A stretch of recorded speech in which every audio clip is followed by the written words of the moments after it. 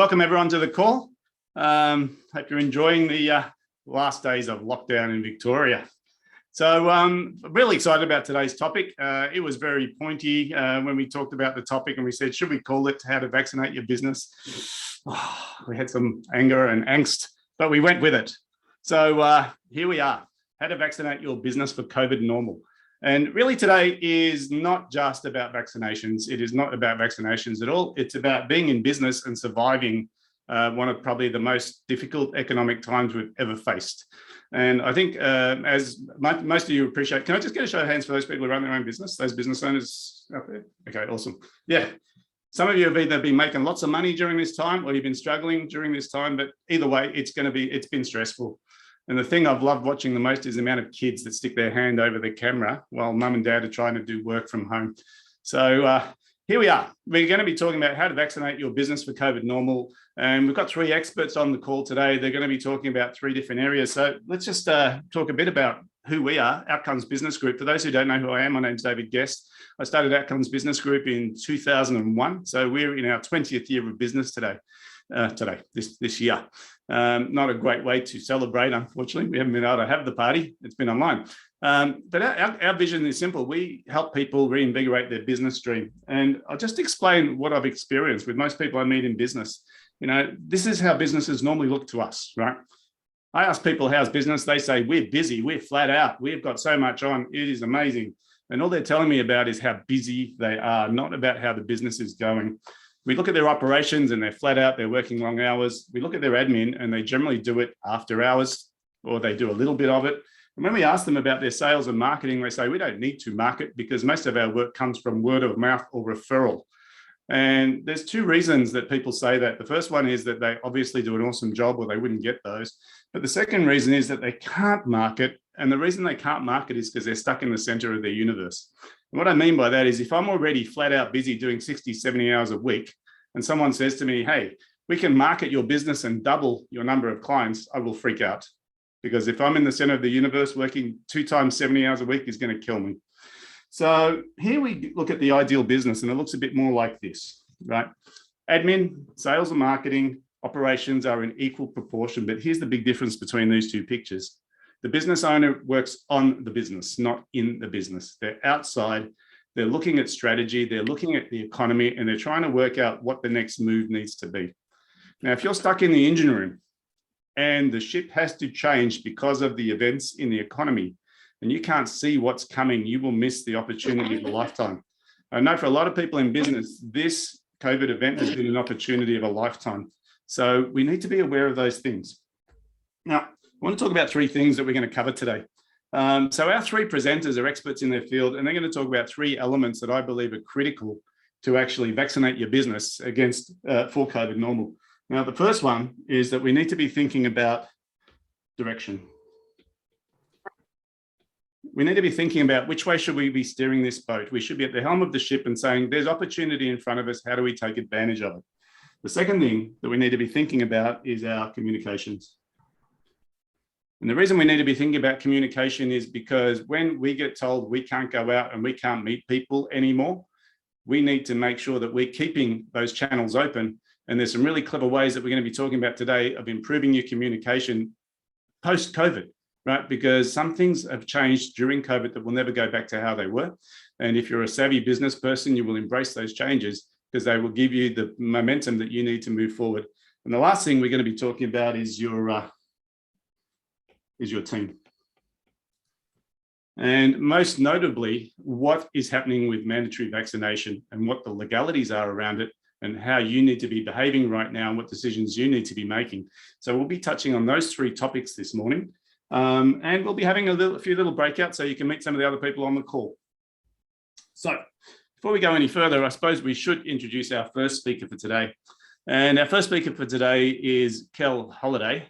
Who knows Kel on this call? Can I get a show of hands for those people who know Kel? Awesome. Kel is an amazing guy, right? He's highly motivated. He loves getting involved with helping people understand things. And his topic for today is super interesting. He's talking about the momentum vaccination. And I think one of the biggest errors or issues that people have had during this time is stopping and saying, I don't know what to do next because I'm waiting to see what the government's going to tell me to do. So let's give Kel a nice warm round of applause, nice warm welcome, and let's get him on the call so he can share some of his wonderful insights. Thanks, Kel. Thank you, David. Very much appreciated, buddy. And yeah, it is great to be with you here today. And so often, this idea of getting momentum, and we've had so many distractions, so many bumps along the way that's slowed this momentum down for us. Hopefully today we're going to get you a little bit of an insight into how to actually increase that and get it really cranking along for you. So I think one of the important parts, and I'm sure David definitely covers this off in a lot of these different sessions, is to make sure you're getting this learning loop going very well for you. And one of the ways we get momentum is by not just coming along to an event like this and making a couple of notes, and then those notes end up in the trash bin. It's about actually getting it and hearing it and seeing it and speaking it, writing it down, and actually doing something with it. And so what I want to try and help you to do today is to set you up for success on how to actually get the most out of this event and any other event you turn up with, and get that productivity absolutely happening. So I wanted to ask you this question. What's the number one challenge in your business right this very moment? What's the number one challenge? So stick it into the chat box. What is your number one challenge right at this moment? We've got a couple coming in there. So often that when we start to think about these challenges in our business, that the first place we get to is this idea of, oh, gee whiz, I'd like to get more leads, or I'd like to get more marketing done, or I'd like to get some more cash flow done. So juggling things, time management. There's a great one from Marissa. All right, time management is the number one. So if you start to think about, Forbes magazine published a little article not so long ago, and it actually says, the top 5, people are starting to say, things like lead generation and marketing and sales and cash flow. But the number one challenge in business these days is time. Time. And if we can get time sorted out, you'll make a big difference. So here is that big challenge. How do you create more time? Because there is only 24 hours in a day. And why do some people get more done than others? And so let me give you some insights. So in the Transformational Hub, as the company I run, we actually work on this trio of productivity.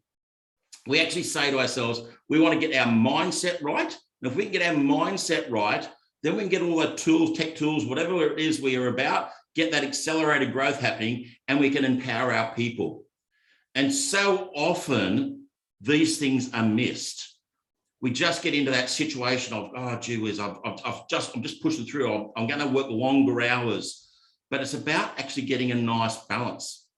And our mission in this whole idea of business is to be the creators of time and freedom for SMEs to live their dream. And if you're about living your dream, we go into business to actually find freedom and time and get those things happening in our life. If that's you, all right, I want you to be able to book a call. You'll see this little QR code down there. So at any time, book a call with us and we'll be able to get you with this whole idea. So let's just have a look at this first one. I'm going to give you this mindset vaccine today to get you to start to think a little bit differently. And a lot of people say to ourselves, I know why I'm in business. I'm about X, Y, Z. But Simon Sinek says it a lot about what is your why? What is your purpose? What is your driver?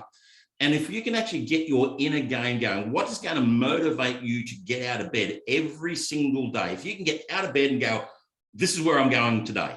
This is what I'm going to do. These are the tasks that I'm going to do. That will get you a good start to a day, but you've got to get this momentum going. Getting the right mindset vaccine will get you the momentum vaccination total control.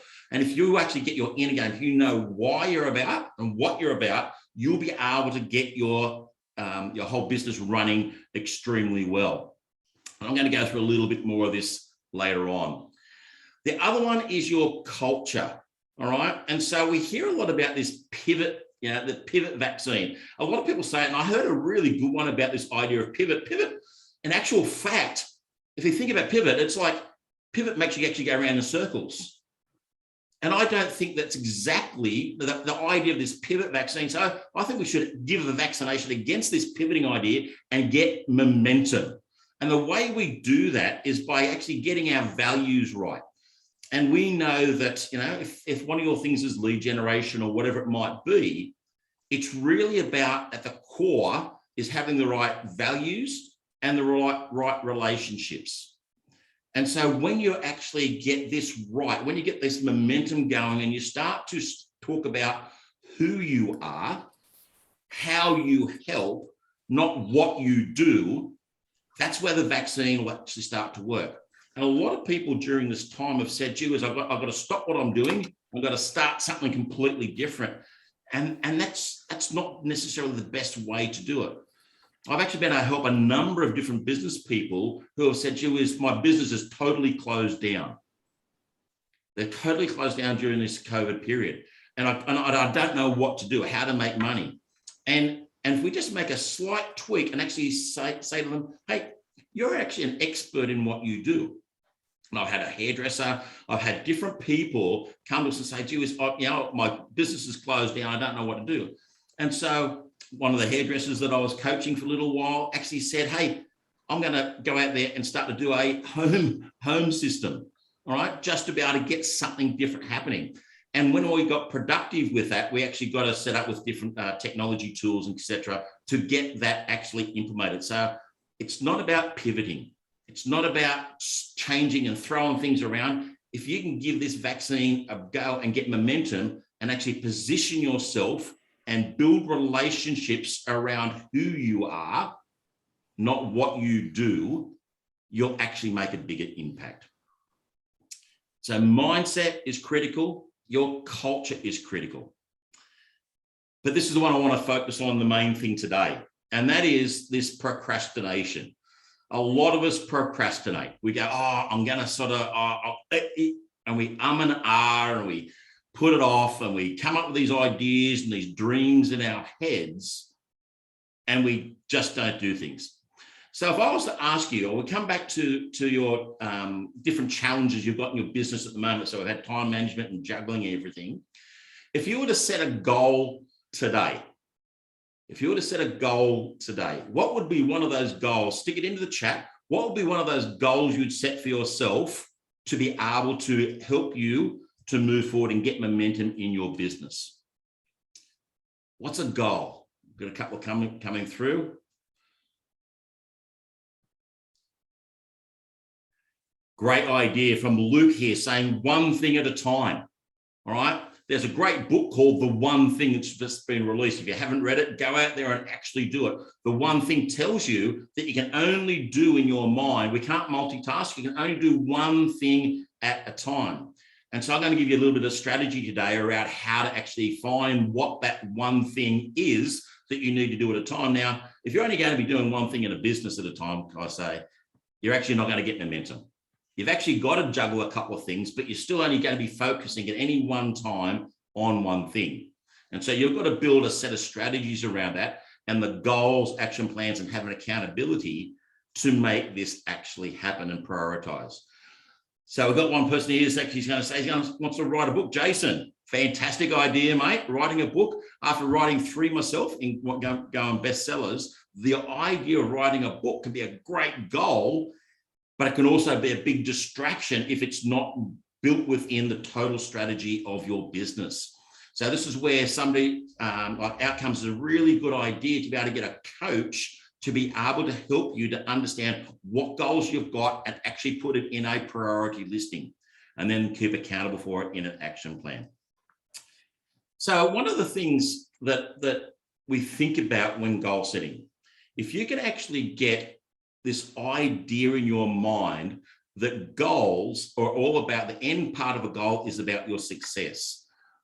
And there is 2 parts of our brain. Now, going back a number of years ago, a guy by the name of George Duran actually come up with the idea of SMART goals. And if you want to put your hand up, you've got a little reactions button there, or just put your hand up on your screen. Everybody heard of SMART goals before? Got a couple of people putting their hands up. SMART goals. SMART goals is specific, measurable, accountable, realistic, and time. We've heard about this a lot. All right. So setting SMART goals is great, but it's actually, when we start to think about it, when George actually put this idea together, it was back in the 80s, 1980s. just after war times, it's an American thing, and it's very left brain sort of function. It's very analytical. And in our days, we've got to get creative, which is the other side of our brain. And so if you're going to make a goal where you're going to motivate yourself and motivate other people in your team, and also connect with that why, you need to start to think about what's the smartest way to actually create a goal. And so the EST actually empowers that right side of your brain, and that's where you get momentum. Writing the goal down in a smart format, great. Momentum comes when you actually start to empowerment the growth. In other words, if you start to get something, you get a goal that resonates with your why, that resonates with your purpose. It empowers you to be able to get it done, and it empowers and talks to your team members and everybody around you that they get on board as well. The next part about a goal is about this idea of being sensory. In other words, a goal has got to have some sort of touch and feel to it. You've got to be able to feel an emotion. You've got to be able to see something as a result of actually achieving that goal. Just saying, I'm going to achieve, I want to increase my cash flow by 25%.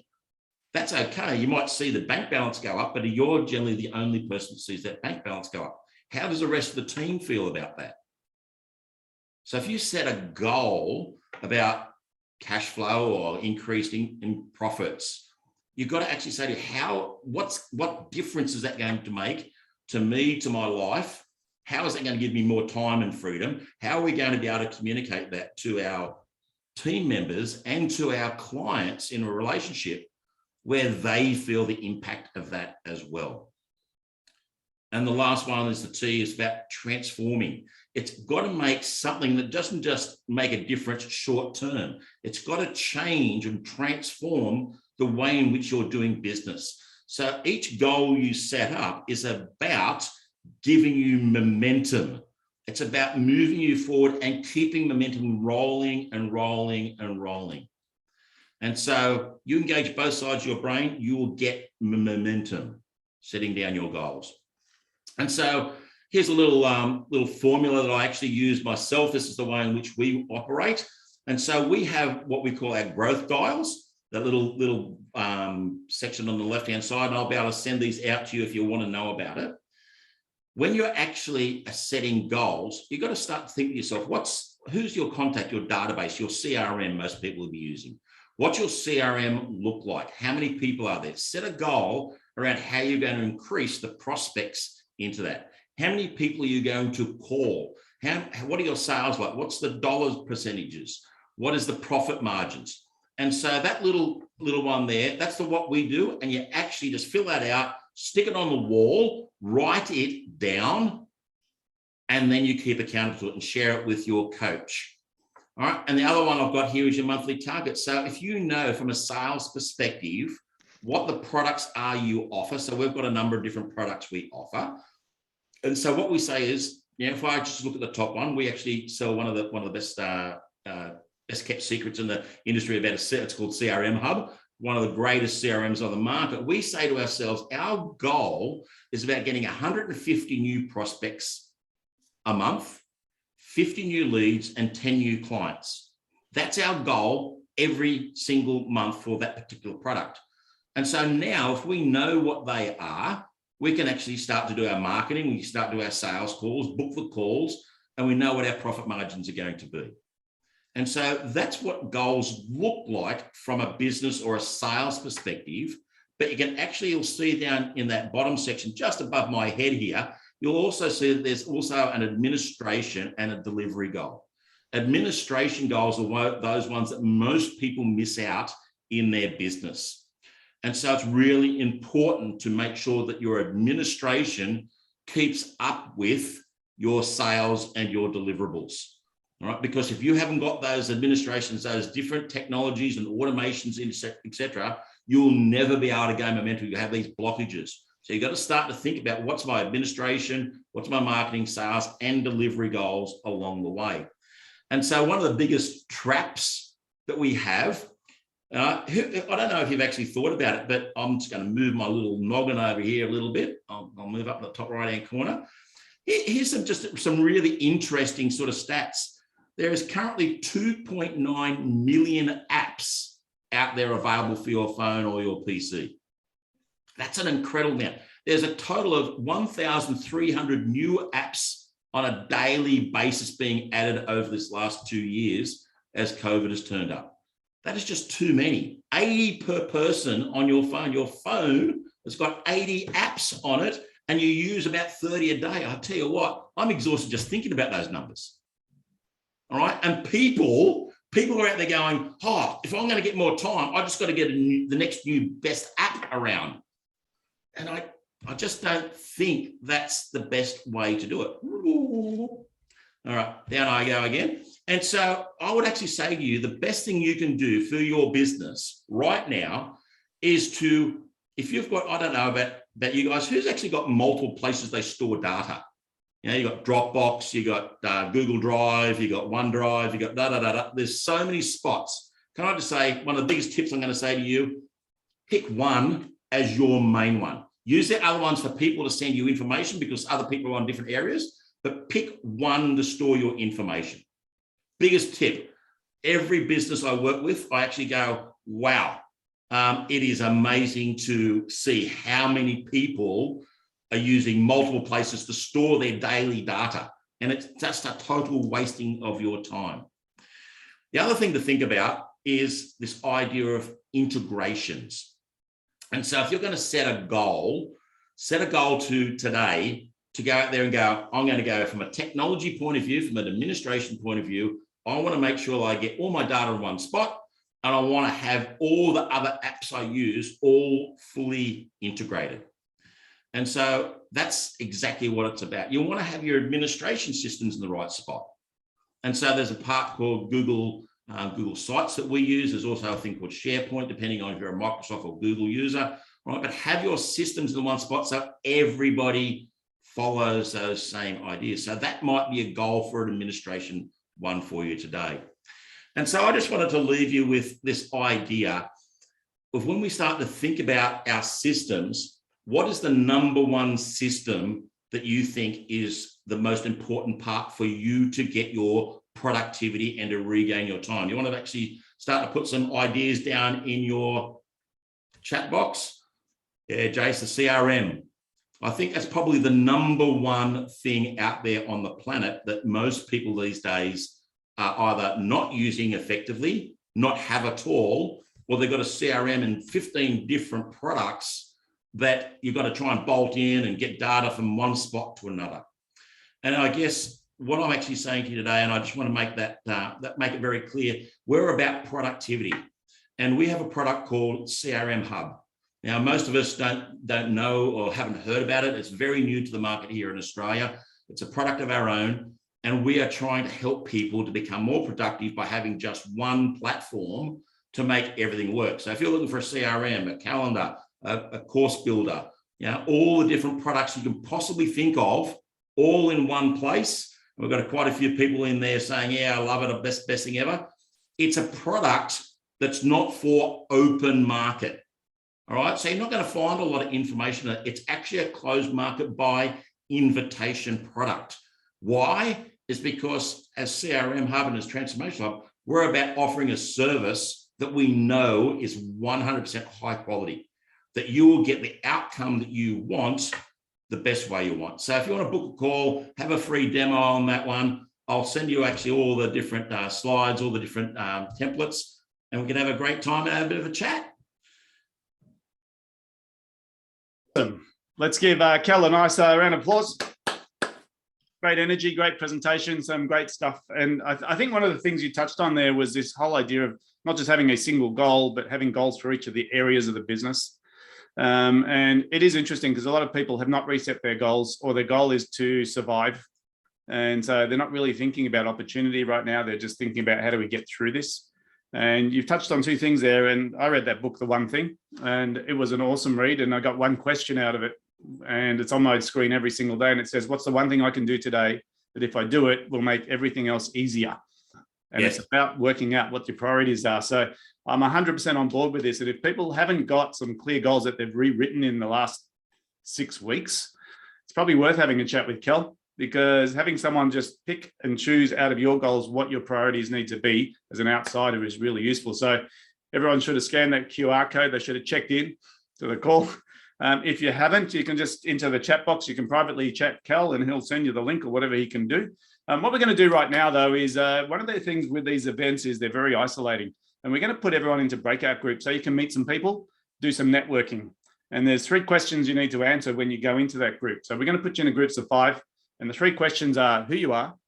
That's an easy one. What you do. That should be relatively easy. And the hard one is what's the best thing you got out of Kel's presentation? What's the one thing that stuck with you? So we're going to put you in groups of 5 for how long, Jo? For 5 minutes? 5 minutes. I got 1 minute. 5 minutes. So please make sure you say good day to some people. Make sure you do some networking because this is the bit where you might actually do some really great deals. And we'll see you back in 5. So we're going to go into breakout rooms. Are we ready to go, Jo? But yep, this is ready. how we do it, right? On the count of 3, we're going to take a deep breath and you're going to click the join button and you're going to meet some people and you may or may not know them. And we'll see you back here in 5. So 1, 2, 3. I think everyone's back. How'd everyone go? You meet some new people? Thumbs up if you met some new people. Thumbs up if they were interesting. Thumbs down if they were... No, don't do that. Prosper, I'm watching you. Unbelievable. So Do you all just remember to mute yourselves again? That'd be great. Thank you. Yes, because we can hear all the things you're doing and not doing. So I'd like to introduce our second presenter. And this is a really interesting topic to me because one thing that did happen definitely for everyone in business at the start of COVID is we all learned how the video camera on our computer works and how important video is to us. Now, I remember an old saying, they used to say in advertising, a picture is worth 1,000 words. And if a picture's worth 1,000, then video is worth 1,000,000. And the problem most of us have is we hate getting on camera, right? We don't like the fact that we actually can see what's going on in the background. We don't like the fact that how we look or how we sound and all these horrible things. But the reality is video is here to stay. And if you're not embracing it as part of your strategy moving forward as an organization and making sure you keep it in there even after COVID, you will miss the boat. So I'd like to introduce Campbell, who's from 77 Productions, and his topic is going to be how to combat the 3 business virus variants through video. So let's welcome Campbell to the call with a nice warm round of applause. Hey, Campbell. Hey, David, thank you very much. I hope everyone can see that. You got that? Give me the thumbs up. Perfect. All right, well, that's a great introduction, David, and thanks again, everyone, for coming and supporting us today. I'm going to be talking about what David said is basically tackling the 3 business virus variants through sales. And this is really going to be delving into how we can utilize a special thing that we do that David had hinted to basically help bring yourself from what was previously a very physical process to a virtual process. So who are we and what do we do? Well, 77 Productions is a full service agency. I'm the video strategist at 77 Productions. I'm not going to tell you a whole bunch about who we are and what we do because I'm going to let the videos do the talking.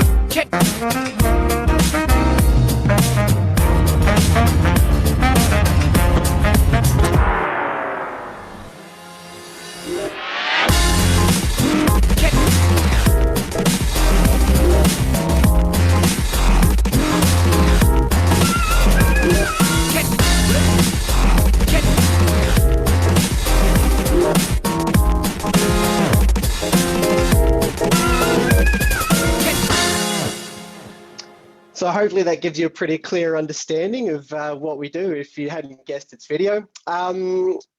Interestingly enough, we've had that for about 5 years now, and it has been one of the best ways to really quickly explain what we do and obviously showcase some of our work, which leads me to my first question. What if you could hire a full-time salesperson for 5 years for under $10,000. Obviously, some of you know what the general wage would be for a full-time employee, plus extra costs that come with that, and then multiply that by 5 years. And then obviously some of the interesting things that would come along with hiring someone. So the second question would be, what if your next salesperson wasn't a salesperson at all? So we'll come back to this and we'll see how we can unpack what this all means. But first of all, what I'm going to do is I'm going to dive in and explain what these 3 virus variants are in the sales process. The first one being that people aren't aware of your brand, product, service, brand awareness. You're struggling to get your name out there. The second virus being that there's little engagement with your audience or potential customers. Maybe you've got a big fan base on social media, LinkedIn, or you've got a large network, but you're struggling to get engagement with them and get them to be interested in purchasing something from you. And the third being that your leads or potential customers are coming to you and they're interested, but they're just not picking up what you're putting down. So what we're going to do is we're going to delve through what you can do. In the old times, we would have had some very physical forms of addressing these. We would have had salespeople out and about doing sales call. You may have had retail staff in a store, or maybe you as an individual business owner would have been slogging it out, making phone calls. So we're going to address what we can do in the virtual world, in this hybrid COVID normal, to tackle these virus variants. So the first one is a case study around a company called DrainPro. Now, DrainPro are a drain cleaning and clearing contractor in metropolitan Melbourne. And they were having no issues getting people over the line once they came in the door, but what they wanted was great awareness of their brand. Obviously, during the COVID period, it became more and more challenging to really get out there. People weren't out and about and seeing their vans, so awareness started to become a little bit of an issue. So the question I pose to you is, what things do you do to raise awareness of your brand? So I would love you to put some answers in the chat around some of the things you do to get your name out there, and maybe there's some interesting techniques that you use, but I'm sure everyone has some form of technique to kind of get your name out there. Let's see what you've got. So what do you do to get your name out there? Webinars like this, like it. Social media is obviously a very common one at the moment. There's lots of public out there. People who are very interested in connecting with businesses via social media. Networking is a great one. And obviously, yeah, we've got the webinar. So again, thanks to everyone for coming today. Obviously, you've got an insight into what we do. So it was somewhat obvious what the direction we chose to be able to help them raise awareness of our brand. So we solved it by creating a 30-second YouTube commercial. We use comedy to engage with the audience. And the reason we did this is because a few things are very, very memorable. One is something that evokes emotion, which can be something that's either very sad or relatable, or brings much joy, and obviously comedy. And lastly, we created a memorable jingle. I know some of you love to hate jingles, but they get stuck in your head, and the truth is that they work. We chose this approach because awareness comes typically from being able to associate a brand with a problem or a scenario. So what we did was presented a scenario that people could relate to, and then associated the brand with that. Now, before I show you the video, I want everyone to raise their hands if they skip ads on YouTube. Oh, we're getting quite a few people. If most people, if not all people, skip ads on YouTube. That's very interesting. All right, so what I'm going to do is I'm going to play the video, and then we'll delve and pick that apart a little bit more.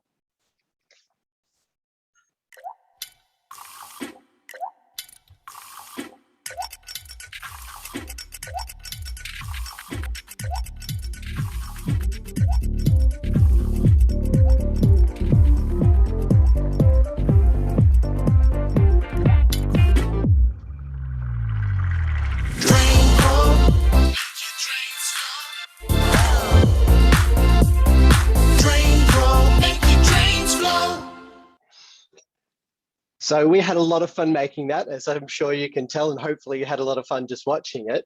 But contrary to the response that we had before, the outcome of this was absolutely breathtaking. So nearly half of every single person that watched this video on YouTube watched it to completion, even though they could skip after 5 seconds.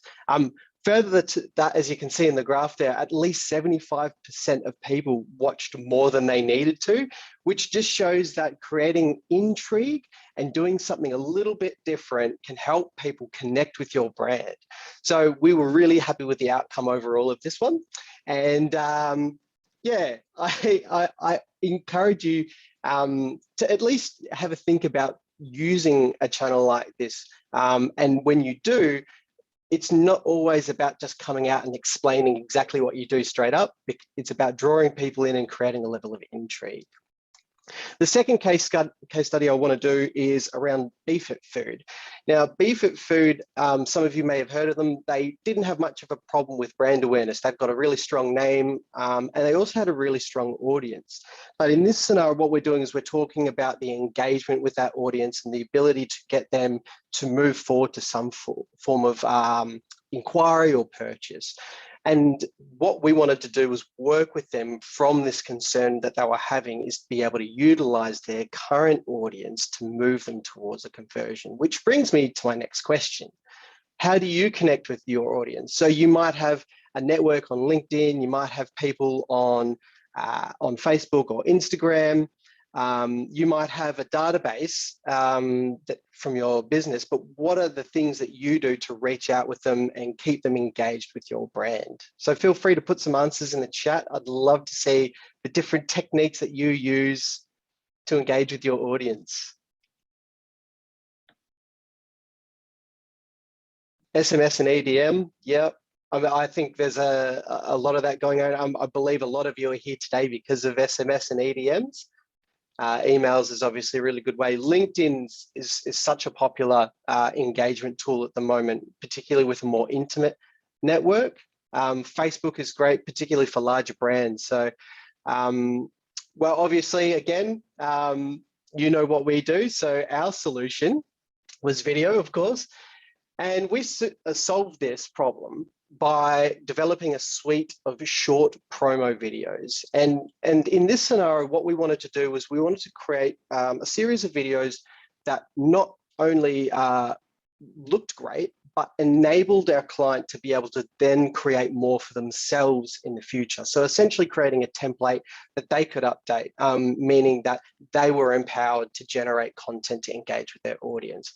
The reason that we chose this approach is that because they had a social media presence, we had the ability to engage with them rather than searching for an entirely new audience. So I'm going to show you what the video looked like. There's some intelligence that went into this. Obviously, being on social, it was important that it would be easy to communicate without the presence of sound. So there is sound for the video, but what we've done is I'm just showing it to you now how this communicates loudly, clearly, and the messaging is strong, and it all relates to the brand. The imagery there gives you a sense of what you're looking for. Obviously, it's targeted to their already existing audience, but it just also shows that you need to be conscious of the platform that you're on to be able to speak their language. What was the success of this? Well, this campaign led to over a 100% increase in sales from that channel. It also generated high sales in one of their products, which was a 28-day challenge, which they were really struggling to get conversion on. And the videos began to break down the barriers of what this product was. And it also encouraged people to look into it once they started to see a little bit more about what it was on social. One of the other things, as a lot of you may know, is there's a lot of controversy or sometimes hesitation when working with food delivery services or dietary services. And so what this did was it also showed a bit more of an upbeat, caring, friendly side of BeFit Food. And lastly, what was really spectacular is that once people had seen this video, we were able to then remarket to that audience, no longer because of some of the updated protocols around remarketing. You can't just remarket someone who visits your website. but you can if they've seen a video. If they've seen a video of yours. And what this did was allow us to create a remarketing audience and touch these people once again. The last of our case studies is for Nordic. Now, this particular case study is talking about that conversion point. It's getting that person over the line. Nordic, again, has a popular brand. Nordic are a very niche design furniture company that create very beautiful living furniture like chairs, couches, tables.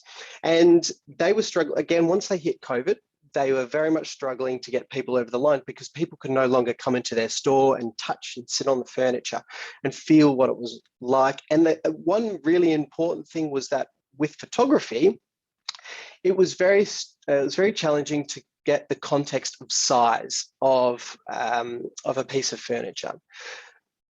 They were happy with the amount of awareness they had. They were happy with the amount of people that were coming to their website, but it was just getting them over the line that was the struggle. So that brings me to my question.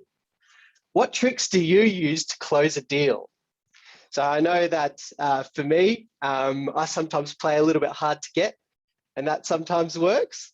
But I'm sure all of you might have some tricky deals that you use to close a deal, get someone over the line, keep them, or at least keep that lead hot. So what are some things that you do?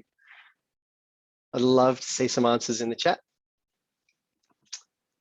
Yes, Mark, that's very, very, very powerful. I think, and Stuart, being responsive, not leaving a client hanging is also very important. Making sure they get the information very, very quickly. The solution that we had, obviously, once again, is video. And we've solved this with their most challenging to sell products. We created a series of short product videos, and these were designed to go on their website, and they were filmed in such a way that people started to get a little bit more context of the size in a space. They had a little bit more context of the quality of the furniture. And the reason we did that was because the photography alone wasn't enough. So with this, we were able to communicate some of these key special parts of why someone would actually want to get their furniture, which was the quality, but then also we could communicate, like I said, that size and the texture.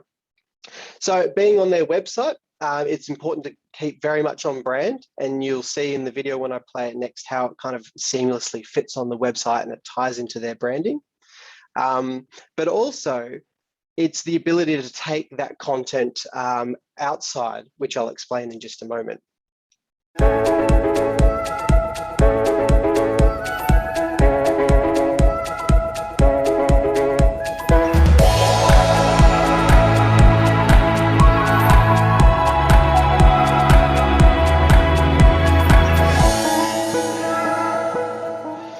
So fitting beautifully on the side there, and obviously complementing the brand. The success of this was unprecedented.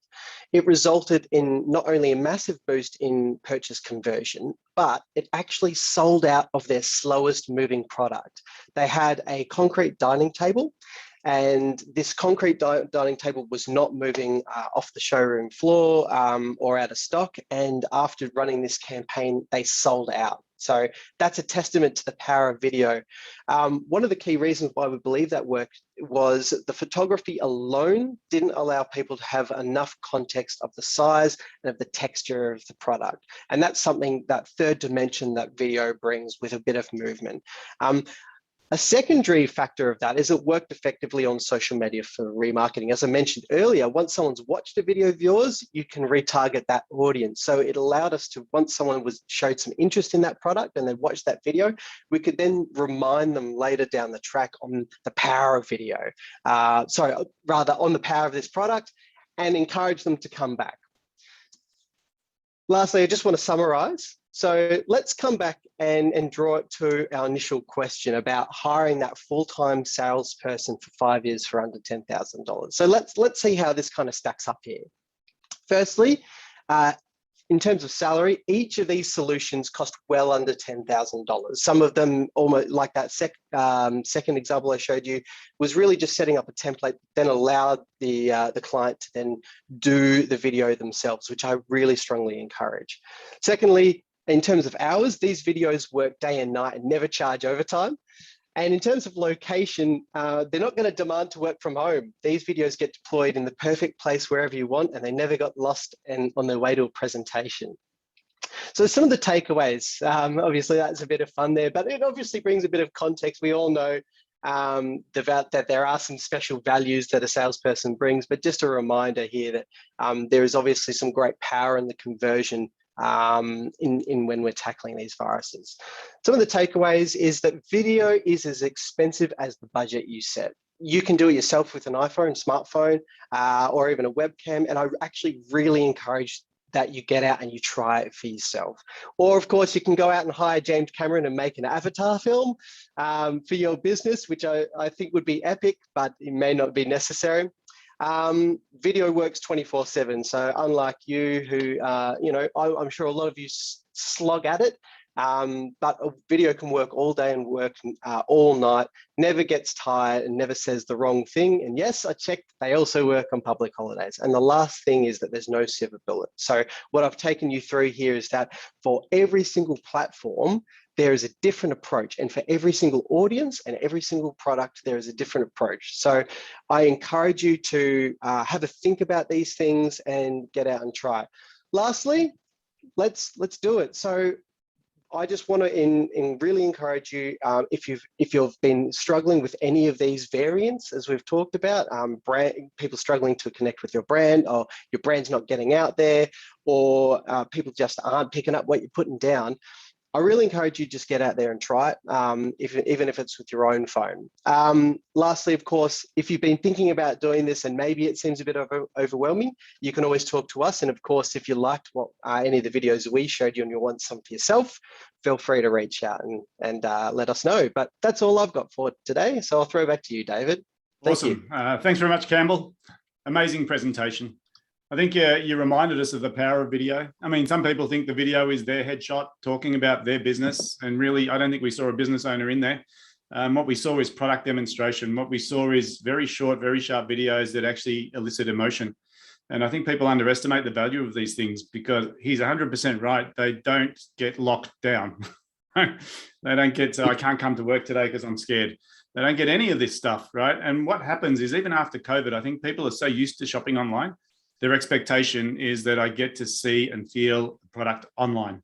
So if you're thinking about doing this, if you're scared about getting in front of a camera, I know Campbell's got some great tips on how to use your iPhone and get some great video footage. If you're thinking that way, if you're thinking one step beyond that and saying, can video help my business? I think you need to talk to Campbell, because it's not if, right? Because your competitors will be doing this. And I don't know about you, but I went on appliances online. If anyone's done this, it's a game changer. I will never go to Billy Geitz or the Good Guys again, right? Because I can buy stuff online. I can watch the video of the product. I can get it shipped to my house. They take the old one away. They take the packing away, and they guarantee that if I'm not satisfied, they'll replace it for the same price or better than a retail store. So if you don't think video's here, it's been here for years. And what's happened now is people are watching more of it. So get it into your business. What we're going to do is another quick breakout. We're going to try and shake it up. You may or may not be with the same people for this breakout. We're going to put you in groups of 5. Same drill, who you are, what you do, and what did you get out of Campbell's presentation. So are we ready to go, Joe? On the count of 3. Ready. Take a deep breath. 1, 2, 3, and amazing. And we're back. Who found some interesting conversation during that breakout? Thumbs up if you did. Yeah, awesome. Hands up, thumbs up, do whatever you like. Last one, we kept this last one. It's very controversial. And really, right now, businesses are making decisions, and the decisions are around this mandatory vaccination rule and how it's flowing through. And we thought we would get a legal person who can give us some advice as to what he thinks you should be thinking about and what you should be doing. So without further ado, I'd like to introduce Alex Martin from Taurus Legal to the call. He's been keeping his finger on the pulse of what's going on out there and what people should be thinking about right now. So let's give Alex a nice warm welcome to the call. Thanks, David. Appreciate everyone coming out to hear what we've got to say, and thanks to the other speakers. They were very, very helpful. They've done the sexy stuff, and I do the boring stuff that's actually generating a lot of anxiety amongst businesses. I think certainly what we're hearing is probably the single. Well, people are probably most worried about their cash flow, and then beyond that, they're worried about what are their obligations, what's the law say about, particularly about mandatory vaccination, but also about how they deal with their customers, how they deal with their suppliers, what they can and can't do legally, and then beyond their kind of minimum obligations, what they should be doing, what are they allowed to do, what decisions are they allowed to make. So I'm today going to give you some clarity around those issues and hopefully give you some confidence as to your decision making kind of in the future. So the legal issues really fall into three categories. They deal with your relationship with your employees, your relationship with your customers, and your relationship with your suppliers. And so I'll touch on all of those. In particular, I'll focus on employees because I think that's an area that people are most worried about, particularly around mandatory vaccinations, what you can and can't do in that area. And as I say, it's very important that people understand their minimum obligations, which I'll go through in general, as far as I can generally. And then beyond that, look at their business as a whole and say, okay, well, beyond my minimum obligations, what do I want to do with my business, with my suppliers, with my customers, with my employees in relation to mandatory vaccination and being COVID safe? What decisions do I want to make beyond just what I absolutely have to do? And maybe that's nothing, but maybe they want to make it, they want to deal with only people who are vaccinated, and that's a decision they make. So I'll give you some information so that you can make decisions on that with confidence and know that you're not breaking the law.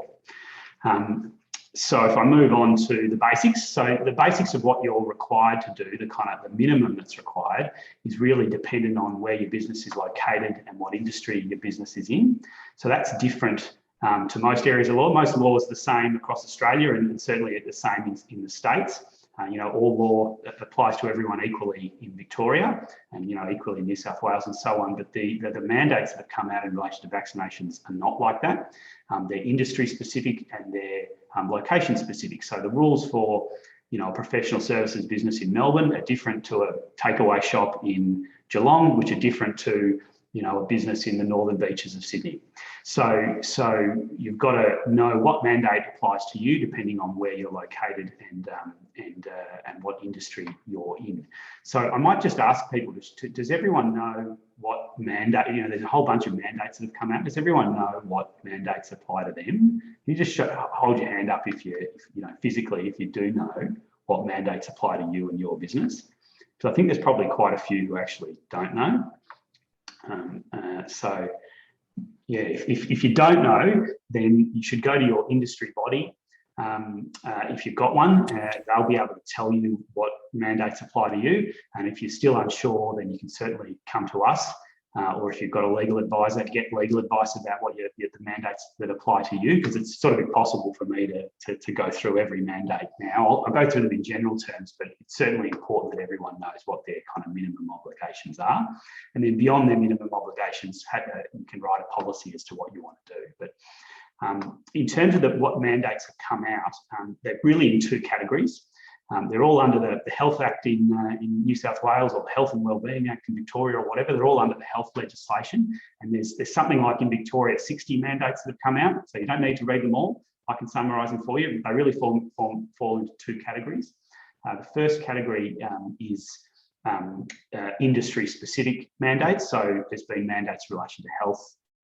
There's been mandates in health, hospitals and so on, aged care. There's been mandates in relation to construction. Construction was shut down for a period. Mandates in relation to retail and so on. So they're industry specific.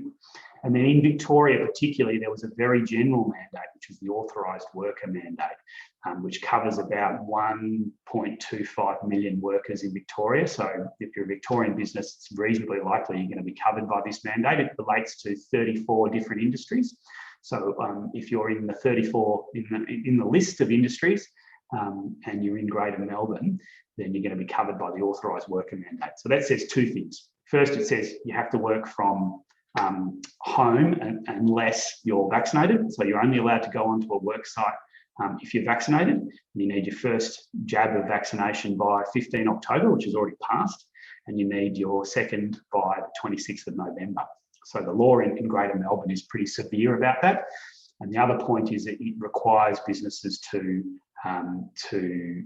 keep records of who's vaccinated and who's not. So you don't actually have to keep a copy of everyone's certificate, but you do need to cite the certificates and keep records of who's vaccinated and who's not. So that's a pretty big change in the law in Victoria anyway, and certainly a departure from the way it was previously. But very important, applies to a lot of people, and people have got to understand that that's the minimum they've got to do. If I move on to employees, obviously that's the area of anxiety for most people. Do I have to make my employees be vaccinated? If I don't have to, can I and should I? The big question that we get asked probably the most is, can I require my employees to be vaccinated? And the answer to that is, if a mandate applies to you, absolutely. And not only can you, you must. If a mandate doesn't apply to you, then you still can. It's really up to you as a business owner to make a decision about whether mandatory vaccination is appropriate for your business. You need to look at things like, are they your employees dealing with other people in person? Are they dealing with a lot of customers in person? What's the risk to them? Just like you would with any other health and safety issue. And if you think the risk is high and mandatory vaccination is appropriate, you can certainly require employees to be vaccinated. That's lawful. You're allowed to do that. Liability-wise, if you don't follow a mandate, there's fines that can be imposed, and some fines have already been imposed. The maximum fine for a business is $109,000, so they're very large fines, and $22,000 for an individual. I don't know the criteria they apply to work out whether it's a maximum or minimum fine, but certainly there's very large liability there. And also, I think if there was publicity around not enforcing a mandate, it would be bad publicity for a business. So if a mandate, you've got to find out if the mandate applies to you, if it does comply with it, or there's a relatively severe risk. If employees refuse to vaccinate, so employees are entitled to not be vaccinated if they've got a medical exemption, but if they don't, then if a mandate applies to them, they refuse to be vaccinated, or if your policy says you should be vaccinated, then they refuse, then there's a number of options. The first option is, by agreement with the employee, you can put them on leave. So that's paid leave or unpaid leave. You need the employee's agreement. You can't do that unilaterally. The other option is to stand them down. So that's where you stand them down unpaid, they don't work at all. That's something new really for most businesses, but that's been around. The stand down provisions have been around for a long time. If you can't usefully use that person if they're not vaccinated in the business at all, then you can stand them down unilaterally, so you don't need their agreement. And then the final option, if neither of those options are suitable, or you decide not to go down that path, then dismissal is possible. And I know that's something obviously you want to deal with as a last resort, but it's certainly possible to dismiss an employee on the basis they refuse to be vaccinated in circumstances where they are required to be vaccinated. So if we move on, then that follows on to unfair dismissal. So I think a lot of business owners are conscious and anxious about what happens if they dismiss an employee on the basis that they've not been vaccinated. Will they be sued for unfair dismissal? There's been a case on that very issue just recently, so I can give you some of the latest case law on it. There's a case of the Kimber case, it's called, which was a decision of the full bench of the Fair Work Commission. So that's 3 judges sitting in the Fair Work Commission, and it's the Fair Work Commission that decides these things. And they decided that an employee who refused to be vaccinated at a medical facility where a mandate was in place, they decided that the dismissal of that employee was lawful. So that's authority for the kind of proposition, the legal proposition, that if you dismiss someone for refusing to be vaccinated, then that dismissal is lawful. It's not unlawful, right? So there's no liability for an unfair dismissal. So there were some important factors in that case. First is there was a mandate in place, and interestingly, the mandate wasn't about COVID vaccination. It was a flu mandate, but at the moment there's been no cases on COVID vaccination dismissal, so we're using that as the best indication, and it's a very strong indication that the mandates for the flu vaccine were the same as, or very similar to COVID. So I think if there was a COVID case, it would be followed. So we had a mandate in place in that case. That person couldn't work from home. They had to come to work. So they were receptionists, so they had to greet people at the door. So if you have someone who has to come to work and there's a mandatory vaccination in place, and they refused, so they had some consultation with the person. They did have some medical evidence saying that they couldn't be vaccinated, but that medical evidence wasn't accepted. So if they don't have a valid medical exemption and they have to come to work and a mandate's in place, then they were dismissed, and that dismissal was lawful. So I wouldn't suggest you go around dismissing employees willy-nilly, and be careful about it. Use it as a last resort, but it is lawful if you go through the right processes to dismiss an employee on the basis that they won't be vaccinated if vaccination is required. So business owners can be confident that they can take action to manage their businesses and to manage their workforce in order to make it safe for everyone. And I'd really emphasise that the number one requirement of any employer, really legally and just generally, is to keep your team safe. So if the only way you can keep your team safe is by dismissing someone who's making them unsafe in one way or another, then that's going to be a lawful decision. And I'd say there's a lot of confusion about what mandates apply and so on. And if you're ever confused, I think you go back to the first principle, which is, have I done everything I can to make my workplace safe? And if you've done everything you can, then you're going to be in a good position in terms of liability. And if you haven't, then you might be exposed. So taking all steps you have available to you to make your workplace safe is your obligation, and to consult with your team about workplace health and safety. So that all hasn't changed. It's just that some mandates have come in addition to that. So if we move on, that's all I'm going to say about employees. There'll be some time for some questions at the end, and I'm sure we will have some questions about that. But employees, I know, is the big area of anxiety. But I also want to touch on customers and suppliers. Again, the minimum requirements depend on where you are. So in Greater Sydney at the moment, if you want to walk into a shop, you've got to be double vaxxed and you've got to produce evidence of that. But in Melbourne, that's not the case. So it really varies depending where you are and what industry you're in. In general, you can require customers to be vaccinated if you want, and in general, you can require suppliers to be vaccinated if you want. So there's no law stopping you from saying to your courier or your whatever the supplier is, are you vaccinated? Provided they're coming into contact with you. Obviously, if they're not coming into contact with you at all, then that would be unreasonable. But there's no law stopping you from asking those things if you want to. So it's really up to the business owner to make a decision about what they want to do with their own customers and what they want to do with their own suppliers.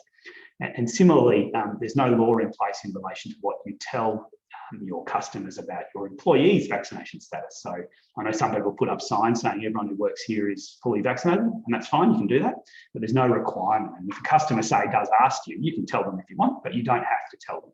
You do have to keep records of whether your staff are vaccinated or not, if the mandate applies to you, but you don't need to tell your customers what the position is. Obviously, there's a public relations issue there, and you can manage that however you want, but legally speaking, that's a matter for you. It's not for you to have to tell everyone. I know there's been some concern about privacy legislation, about whether asking someone about whether they're vaccinated or not is a breach of privacy, and the answer is it's not. There's an exception in the privacy legislation that deals with health and information relevant to health for the purpose of protecting people's health and well-being, and that certainly falls within the exemption. So I wouldn't be worried about anything to do with privacy. The other point I just want to make reasonably quickly is the delays in delivery issue. So a lot of people are having concerns about, not being able to, say, get enough steel to complete an order, and that's really as a result of COVID, and therefore not being able to deliver on their contract goods and services. So I'm going to have to give you a lawyer answer about that one, which is really a delay in delivery is very much dependent on whether or not, on the wording of your contract, in particular on what they call the force majeure clause, which is the clause that covers things that are unexpected, acts of God, as they used to call it. Generally speaking, a delay relating to caused by a lockdown or some other government mandated requirement, there'll be that the contract can be extended. There'll be no penalty for that. But a delay resulting from or caused by a lack of goods or services, to meet an order. So say that, you're getting goods out of China and they're delayed, that won't be a force majeure event. So you are liable for that. So all I'd say really about that is we're all in the same boat. Talk to your customers, talk to your suppliers about any delays.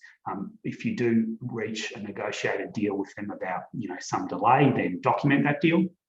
And if you're unable to reach a new deal, then just look at your contracts and understand what they mean for you, and understand that now. I know we've had a few clients who have waited till the end of their, at the end of their construction period or whatever, and then they've found themselves in a very large liquidated damages claim, which has really put a cat amongst the pigeons. So I do that now, and if you can negotiate a new deal, great. If you can't negotiate a new deal, you at least want to know what your exposure is in the current contracts. And if you're unsure about it, get some advice about that. So overall, my kind of summary is, I think you've got to know your minimum obligations. Everyone does. So if you're unsure, go to your industry body. They're often really good for, they've been producing some really great information. Don't go to Facebook. Don't watch videos by real estate agents or union officials or whoever else is circulating legal advice. Go to your industry body or go to your lawyer, come to us, get some good quality advice about what your obligations are, because there's a lot on the line. You've got to get that right. Then beyond your minimum obligations, make a decision about what's right for your business overall. Write a COVID policy. Say, okay, this is what I want to do for vaccinations with my team. I want to vaccinate everyone who's client-facing, maybe who's not who's client-facing, don't worry about it, whatever it is. What am I going to do with my suppliers? What am I going to do with my customers? Write a policy and then communicate that policy. So tell your staff this is what's required, not required. This is what's, tell your customers what you're doing. Take a leadership position on those things. And it's actually a way, certainly in our experience with some of the businesses we've advised, they've really developed much stronger relationships with their customers, much stronger relationships with their team as a result of really getting on the front foot and making decisions about this in an assertive way. As long as you know what your legal position is, then you can be confident that you can make decisions to best protect your customers, to best protect your team, to best protect your suppliers, and to best protect the community at large. So I'll leave it open for some questions. We're certainly offering, if anyone has any questions about what mandate applies to them, what their contract means, those sort of things, if they just email me and I can answer those questions. If you let me know what the business does, so what industry you're in, where you're located, and then your particular question, whether it's about your customers or about your what mandate applies or whatever, and we can certainly answer that question without charge. But we do need a little bit of information from you about what your business does so that we can get the answer right. If anyone's got some questions, you might want to put in the chat right now. I can certainly answer things as best I can now to everyone, especially if they're the kind of questions that might apply to a lot of people. Clara's asked me, so hi Clara. Clara, I know well. Are the changes constant at the moment? How does this affect creating a policy? So that's a good question. So I would say if you're writing a policy, so the question is, there's a lot of changes going on, and if they're constant changes, how do you write an overall policy that meets those? So I'd say that the policy that you're writing should say, well, we do the minimum that's required, plus we do X and Y. And so obviously, if the minimum that's required, if the law requires certain things to happen, then the policy will either need to be updated, or it'll just have to be, there will have to be a reference to those changes. But I understand that it is difficult if there's new mandates being brought in. It's hard to have an overall policy. But we have to deal with that as best we can. Another great question, will the mandate still apply after the state of emergency lifts in Victoria? So we've been asked that a lot. The reality is, I can't tell you for sure. I expect they will not be lifted. I expect that legislation will replace the current mandates, and that legislation will extend the mandates till at least early next year and probably longer. And I expect that some of them will become permanent, or if not permanent, certainly long term. At the moment, the existing mandates in Victoria actually expire on the 28th of October, but they'll be renewed. There's no question. I think I'd be very surprised if the government allows these mandates to just lapse in mid-December when the state of emergency finishes. I just don't think that's realistic, and certainly the government has power to regulate these things. I know there's been some debate about whether it breaches human rights, or it breaches privacy, or it goes beyond the Health Act's authority, or all these arguments. And certainly the Supreme Court's found that the mandates are enforceable, and the government has the power to legislate these things. Next question is, how does it fit in with the new mandate that employers can mandate employees to return to the office? I'm not sure I understand that one. How does this fit in with the new mandate that employers can mandate employees to return to the office? Yeah, we might have to take that one offline. Perhaps email me, and I'll talk to you about that, because that might be about some specific mandates. And how they interact. So, Alex, I think what Julie's referring to there is that people aren't wanting to come back to work. Yeah. Okay, they're being fearful, and they're saying, I don't want to come back to work, it's unsafe. Yeah. And so now employers have this ability to say, well, if you don't come back to work and we are COVID safe, then I can stand you down. Yeah. So the question is, how does that interrelate with the current mandates? Yes. So I suppose if people are the employer is requiring people to come back to work because they're allowed to, and they don't want to, then the employer can make a decision as to how to deal with that employee. So they can give them a direction to come back to work, they can force them back to work, and then if they do that, it becomes a question of whether that's a lawful direction. And I suspect it probably is. So we've given advice on that very issue to a particular person. Unless that person can clearly work from home, then I think a direction to return to work would be a lawful direction, so it'd have to be followed. Right. Right. And there's one last question there, Alex. Is this Victoria or is this Australia? Yes. So they are state-based. All the mandates are state-based. I've mostly focused on Victoria because most of our attendees are from Victoria, but there certainly are mandates in place in New South Wales and Queensland. They're very severe in New South Wales. They're very severe in Victoria, not so much in Queensland, but their mandates are state-based. So you need to work out where's my business located and what are the mandates that apply to you. So it is important that you get advice on that. And I can answer those questions if you need. Yeah, look, I'm mindful there's going to be a minefield of questions around this, and it's changing. It's like the shifting sands. So anyone who would like to find out specifically what their advice is, I'd suggest you reach out to Alex. It's going to be very specific, and it's probably changing by the day. And so I think there's a lot of fear around these things, and people are scared of, well, what happens if we're all vaccinated and we let an unvaccinated client in and we all catch COVID and die? Well, we don't know what ifs, right? What we do know is what the laws are, what the mandates are, what you can and can't do. And I think Alex nailed it when he said you've got to do the right thing in terms of safety as a priority. But if you have an opinion and you're not within the mandated industries, then you need to decide what's right for you. So touchy subject, but I do want to wrap everything together. Insurance is another big one, and I think Alex can guide you on that, because some insurance policies are changing their terms as we speak, and people need to be aware of what their liabilities are. But this is business 101, right? You run a business, you carry risk. If you're not sure, you check and you get advice, and you get the right advice, not the Facebook advice.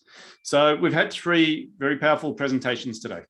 We've talked a bit about being clear on where you need to go, Kel. Then we talked a bit about using video to enhance your sales communication 24/7 with Campbell. And then the last one was Alex, who's very timely in his advice, because I think taking the wrong advice right now can cost you a lot of money and could shut your business down. So I would suggest you reach out to all 3 of these people. If you have any concerns in these areas, they're more than willing to help. The reason we got them here today is because they're happy to share their knowledge. They're happy to give you guidance, and they're happy to also work out whether they can work with you or not. So first conversation is always really an understanding from both parties whether there's actually an alignment. And then beyond that, if they think they can help you, they'll offer to. And if they think they can't, they'll tell you. The point here is don't keep your head in the sand. right? Business is changing right now. There's opportunities in front of all of us, and we really need to be thinking, how do we take advantage of that? And this is literally what we call working on the business. So just as we wrap up, we've got about 3 minutes left. There's two things I'd like to do. One is one of my favorite quotes of all time. Jim Rohn, who I read this book when I was 21 years old, and it was called The Seasons of Life. And he's written probably about 10 or 15 books. And if you know who Jim Rohn is, or if you ever listen or watch a video of his, he's a classic orator. He's been dead for a while, but he had one comment that stuck with me forever, which was never wish that life was easier, because whatever happens, happens, right? COVID came along, no one expected it. And, I've seen the memes that saying, I bet you everyone who said, where would you be in 5 years' time, 5 years ago was wrong, because we didn't know this was going to happen. Lockdowns, being locked in our house, having curfews, unbelievable. But the whole idea is we can't control any of that. What we can control is us. So don't wish life were easier, wish you were better. And the second one is coming to an event like this. You will learn some things, but if you don't act on the things you learned today, if you don't take one course of action, either calling one of these guys, changing the way you do your goal setting, looking at video, or literally getting legal advice how you make a better decision, then you're not doing anything, right? You just had some entertainment today. So knowing is not enough, we must apply. One of my other favorite philosophers, Bruce Lee. Now, just as a last and finishing thought, because obviously you can contact these guys, their contact details have been put into the chat box. They've also got websites, you can write their name down. You'll probably get even a recording of today's presentation. We run events all the time online.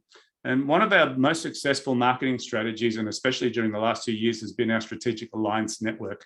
And so I've been asked many times, how do we run our strategic alliances? So I've put together a roadmap, right, or a game plan, which shows how we've built our strategic alliance network over the past 5 years. And I'm doing a short presentation on that. It's a couple of hours. It's not $197 for you guys. If you're interested in going to the strategic alliance game plan, it is next week, by the way. So it's next Wednesday. I can't read it. It's too small writing for me. It says 8 o'clock in the morning. It's 8 a.m. It's 90 minutes. If you're interested in attending and just finding out the blueprint for how we run strategic alliances, I'd love to have you there. You can register online. Joe's just put the link into the chat box. You can click that and you can attend. All I'm going to be doing is showing you exactly how we run these events. Now, we've run about 96 of these events over the past 5 years. They used to be live. We used to do them down at the Sandringham Yacht Club and Brighton Yacht Club. We found online is better, because we reach more people. They don't have to travel. They don't have to worry about parking, and we don't have to feed them breakfast. So the efficiencies go through the roof, right? And Martin's laughing because he was at the breakfasts. And the whole idea is just help people get information so that they can actually move forward and grow their businesses. And that's what we've done really well. So if anyone's interested, it's there for you. Other than that, I'd like to acknowledge our presenters. So let's just give them a nice round of applause for their marvelous effort. I think we had some great information today. I'm just hoping that you have a marvelous day. Enjoy the rest of your day. Have some inspiration in you. Make sure you take some action as a result of today. That's my one request. And enjoy the rest of your day, guys. So thanks very much for your attention and your attendance. And we'll catch up with you soon. Cheers, guys. Yeah.